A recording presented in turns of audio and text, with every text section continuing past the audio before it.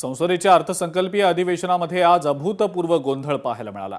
राष्ट्रपतींच्या अभिभाषणावरील आभार प्रदर्शनाच्या प्रस्तावावर आज संध्याकाळी 5 वाजता पंतप्रधान नरेंद्र मोदी हे बोलणार होते। मात्र विरोधकांच्या प्रचंड गदारोळामुळे कामकाज तहकूब झालं आणि पंतप्रधानांचं संबोधन टळलं। या घटनेनंतर भाजपनं विरोधकांवर पंतप्रधानांवर हल्ल्याचा प्रयत्न केल्याचा अत्यंत खळबळजनक आरोप केलाय। दुपारी 2 वाजता जेव्हा कामकाज सुरू झालं तेव्हापासूनच विरोधक विविध मुद्द्यांवर आक्रमक झाले होते। भाजपचे खासदार निशिकांत दुबे यांनी गांधी कुटुंबावर केलेल्या टीकेनंतर वातावरण अधिकच तापलं। 5 वाजता जेव्हा पंतप्रधान उत्तर देण्यासाठी उभे राहणार होते त्यावेळेला विरोधी पक्षातल्या खासदारांनी वेलमध्ये येत घोषणाबाजी सुरू केली। सभापतींनी वारंवार शांत राहण्याचं आवाहन करून सुद्धा गदारोळ न थांबल्यानं अखेर कामकाज दिवसभरासाठी तहकूब करावं लागलं।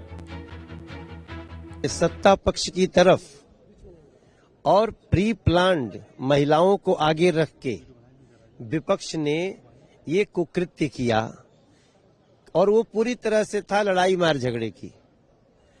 लेकिन हमें लड़ाई मार झगड़ा नहीं करना है। हम तो देश को दिखा रहे हैं कि लगातार जो चुनाव हारती हुई कांग्रेस और उसकी एलाइज है वो किस प्रकार से विक्षिप्तता की स्थिति में है। लेकिन आप प्रधानमंत्री जी तक को नहीं बोलने देंगे और उसके लिए आप मारपीट और अव्यवस्था करने तक आएंगे।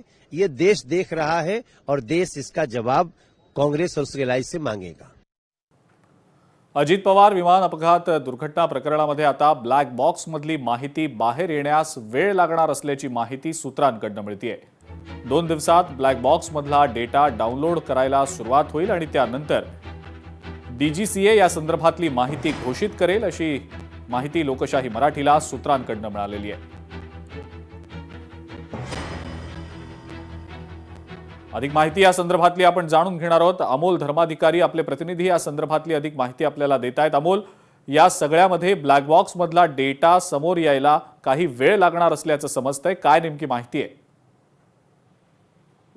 नक्कीच, कारण की अजित पवार यांच्या अपघाताचं जे गूढ आहे ते या ब्लॅक बॉक्स मध्ये आहे आणि त्यामुळे लवकरात लवकर या ब्लॅक बॉक्स मधली जी माहिती आहे ती समोर यावी अशा पद्धतीची मागणी आता होत आहे। मात्र आपल्याला जी माहिती मिळालेली आहे त्यानुसार ब्लॅक बॉक्स मधला जो डाटा आहे तो रिकव्हर करायचा म्हणजे तो डाउनलोड करायची प्रक्रिया आहे ती येत्या 2 दिवसामध्ये सुरू केली जाणार आहे आणि त्यानंतर साधारण 20-25 दिवसांचा कालावधी याला लागू शकतो, याच्यापेक्षा सुद्धा जास्त कालावधी लागू शकतो अशी माहिती आहे। आणि त्यानंतर या डाटा जो रिकव्हरी केला जाईल त्याच्यामध्ये नेमकं या विमान अपघाताच्या वेळी म्हणजे त्या आधीच्या कालावधीमध्ये नेमकं काय घडलेलं आहे, मेडेचा कॉल त्यावेळेस देण्यात आलेला होता का नाही, अशा अनेक शंका आहेत आणि त्याचं उत्तर जे आहे ते आपल्याला या ब्लॅक बॉक्स मधून मिळणार आहे। आणि त्यामुळे जरी या ब्लॅक बॉक्स मध्ये सर्व गूढ या अपघाताचं असलं तरी मात्र त्याचं स्पष्टीकरण आहे म्हणजे त्याचं जे उत्तर आहे ते येण्यास मात्र काहीसा विलंब लागू शकतो अशी सुद्धा माहिती आहे।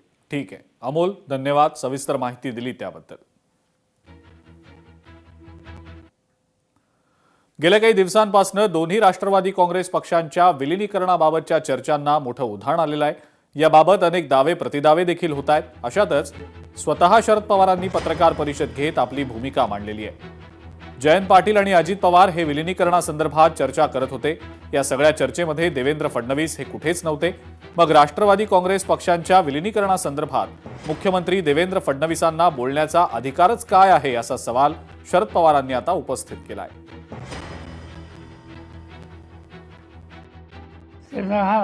माझा उल्लेख करण्याचा काय अधिकार समजलं, या सगळ्या चर्चेत ते कुठेच नव्हते, त्यामुळे त्यांना भाष्य करायचा काय अधिकार माहिती। शरद पवारांच्या राष्ट्रवादी काँग्रेस पक्षाकडनं विलीनीकरणाच्या चर्चांचा दावा जरी केला जात असला तरी अजितदादांच्या राष्ट्रवादी काँग्रेस पक्षातले नेते आणि भाजपचे नेते मात्र याबाबत अनभिज्ञ असल्याचं म्हणतात। विलीनीकरणासंदर्भात अजितदादा आमच्याशी कधीच बोलले नाहीत असं धर्मराव बाबा आत्राम म्हणतात। तर भाजपच्या नवनाथ बन यांनी तर विलीनीकरण करणं ही खरंच अजित पवारांची इच्छा होती का असा सवालच आता उपस्थित केलाय। राष्ट्रवादी काँग्रेसचं विलीनीकरण करायचं का नाही करायचं हा निर्णय सुनेत्राताई पवार यांनी घ्यायचा आहे। सुनेत्राताई पवार या राष्ट्रवादी काँग्रेसच्या सर्वेसर्वा आहेत। सुनेत्राताई जो काही निर्णय घेतील त्या निर्णयाला भारतीय जनता पार्टीचा पूर्णपणे पाठिंबा असेल. सोबत आणि दादांचा काय चर्चा झाली हे आम्हाला काही माहीत नाही, परंतु पहिल्यापासूनच माझं मत होतं की सगळे एकत्रित झाले पाहिजे आणि एकत्रित झालं असतं तर मला वाटतं एक चांगल्या प्रकारचं वातावरण या राज्यामध्ये तयार झालं असतं. कोणाला काय अधिकार आहे, स्वतंत्र आपण आहोत, देश स्वतंत्र आहे आणि कोणाला काय बोलायचं ते आपलं मत व्यक्त करतात, परंतु आमच्या पक्षाचा बाब आहे आणि आमच्या पक्षामध्ये जे काय निर्णय होईल ते वरिष्ठ निर्णय घेतील. लोकशाही मराठी ऐका, पहा, जागरूक रहा.